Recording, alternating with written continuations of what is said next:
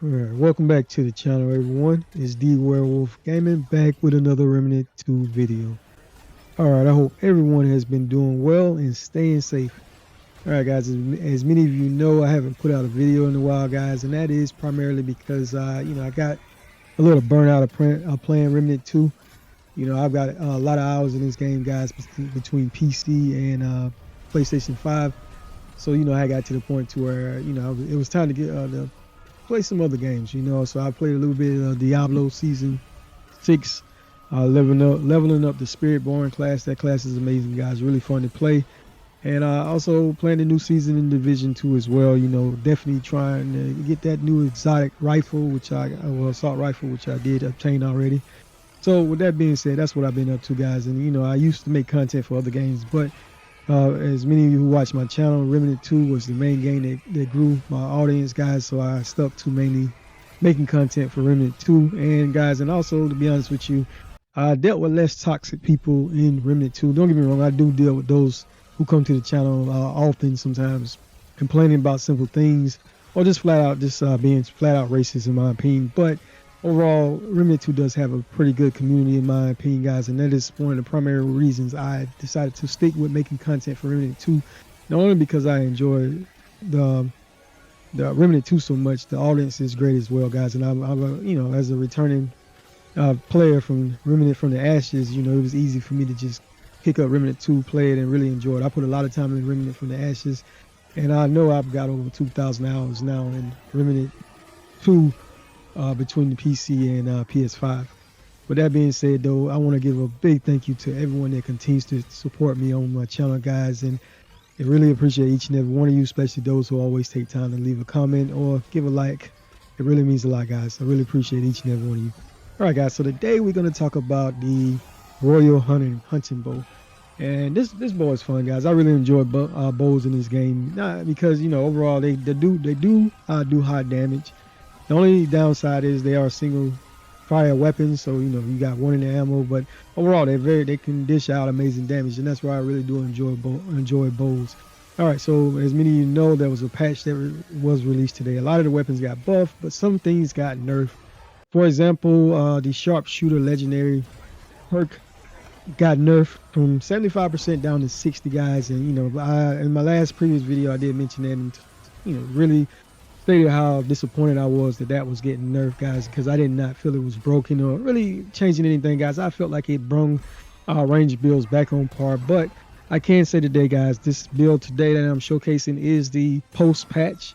And as you can see, guys, this bow right here is the Royal Hunting Bow is still pretty fun. It's very versatile, and I'm still doing pretty good damage, guys, overall on Apocalypse, taking these bosses down.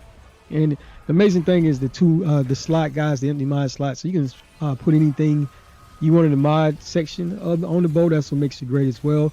But this build today focusing on using the Royal Hunting Bow, guys, and this build is it's all around very versatile build in my opinion, given the fact that you can deal with the ads in the open world or even take on bosses. As you can see, guys, I will be controlling the battlefield on both ends, boss fights and out in the open world. That's what this video was about. And this build has great survivability as well. As you see, I know those of you who are familiar with the new Insulator Mutator that just came out, you see that I'm using that, guys, and I'm able to maintain a shield the entire time throughout my gameplay. So that is just great. But with that being said, guys, I'm gonna let you continue to enjoy the rest of the video. And then we will go over the build breakdown at the end, as always. And guys, if you're new to the channel, you like the content, please feel free to hit that like, share, and subscribe. It does not cost a thing, guys. And also turn on the notification bell as well, so you can know when I drop Remnant 2 videos. And I got that in the near future. I am planning on making more videos of different kind of content, guys.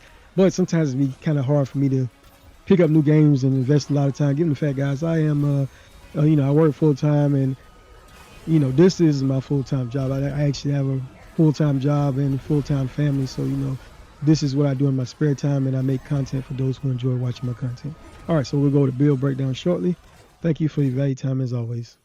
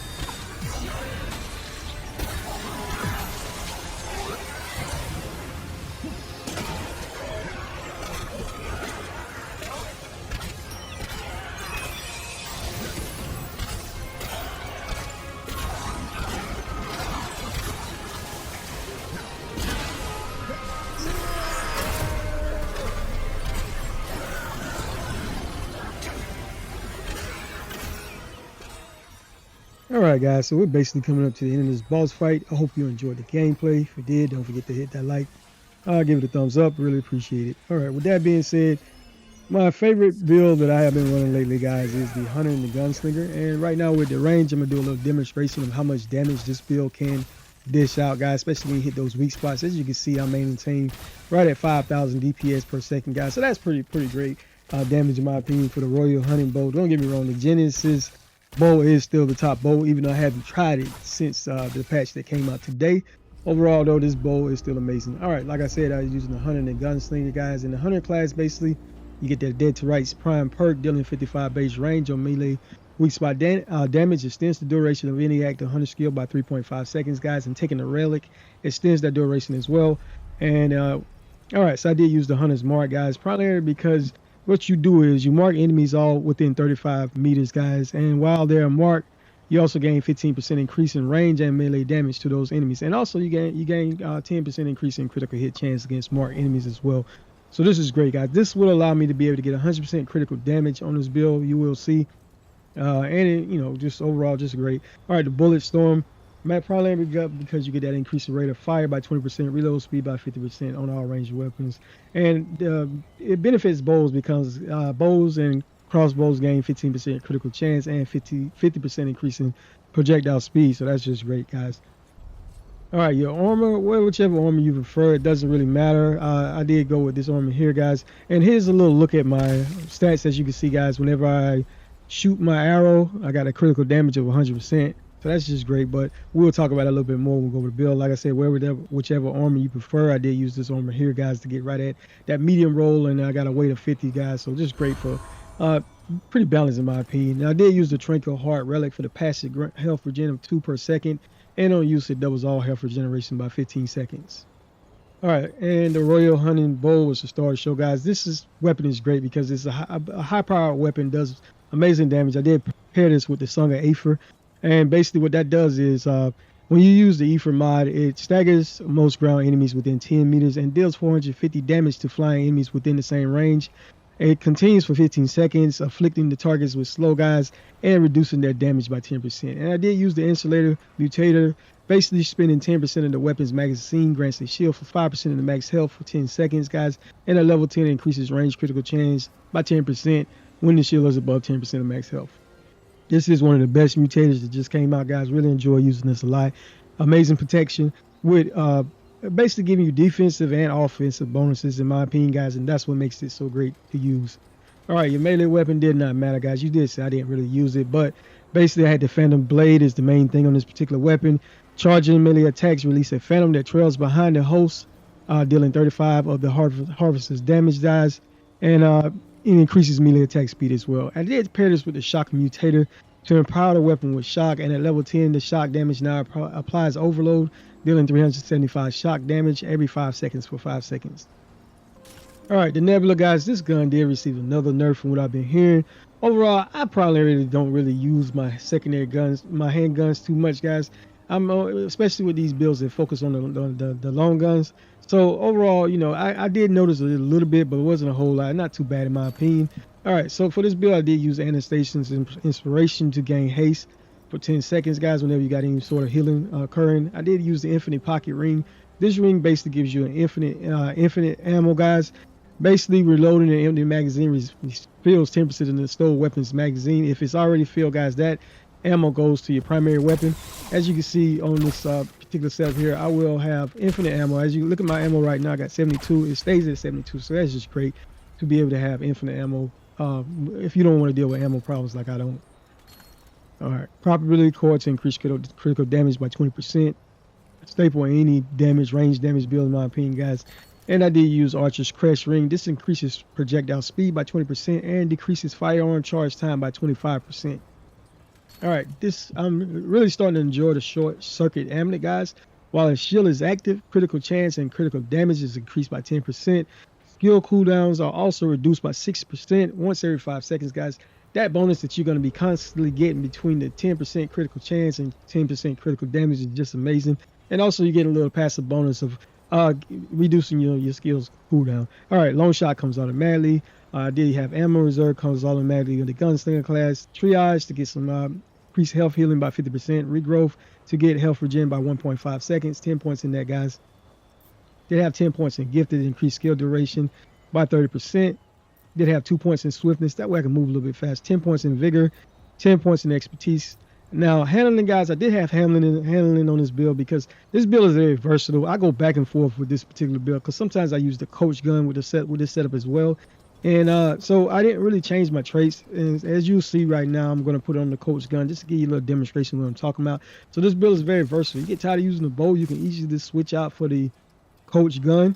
and you know, set up the same, because you can easily use the insulator mutator as well, guys, to be able to get that shield up, and of course change the rings out as well. But I'm just doing a little demonstration right now, guys. The damage is still amazing, even with and as you see, I didn't even change out all my rings, but here's just a little demonstration of me using it with the coach gun, because I don't know, the coach gun, I believe, did get another buff in this patch. So, but overall, it's still one of my favorite guns to use. So you know, if you don't want to use the bow, you can easily change out to use the coach long gun.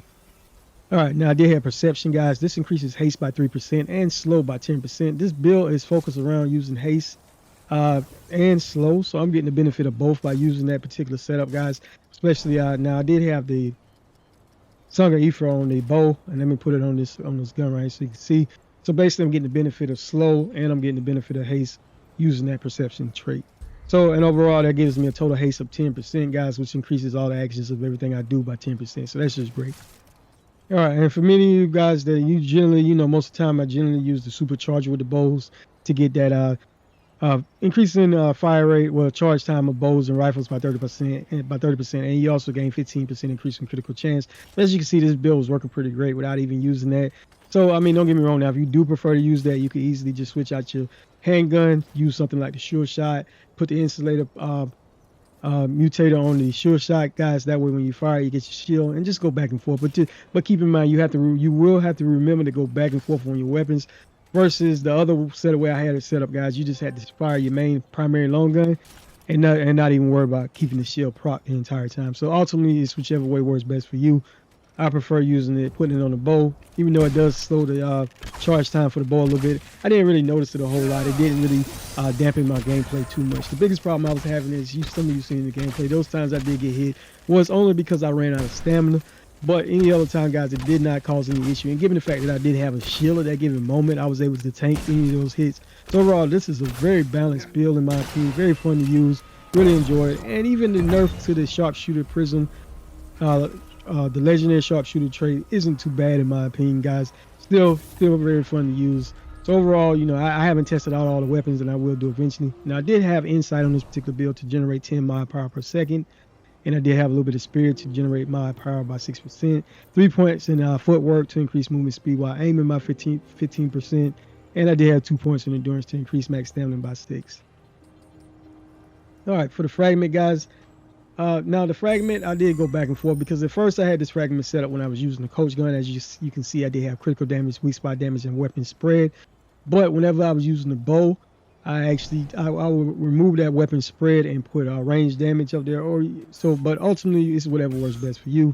You didn't have to go range damage. You could have even went with more mod generation if you wanted to be able to get your mods back faster. So, because as you can see, guys, I still was dealing out pretty good damage. All right, this mutator, I did have range damage, gunfighter, meta, munition, athletic, and sharpshooter. As you can see, is right there down to 60% now. Now, I do have 2 legendary prisms that I do got fully maxed out. This is my other one right here that I got, that I run the mod generation on. So they basically set up the same, except this one right here, I will be able to get my mods back a little bit faster. But overall, I really still enjoy the sharpshooter legendary. So for those of you who still, who may be on the fence because of the nerf, guys, it's still definitely worth getting, especially those who enjoy the range builds like I do. All right, guys, so if you like the build, give it a thumbs up. Thank you for your valuable time. D-Werewolf out.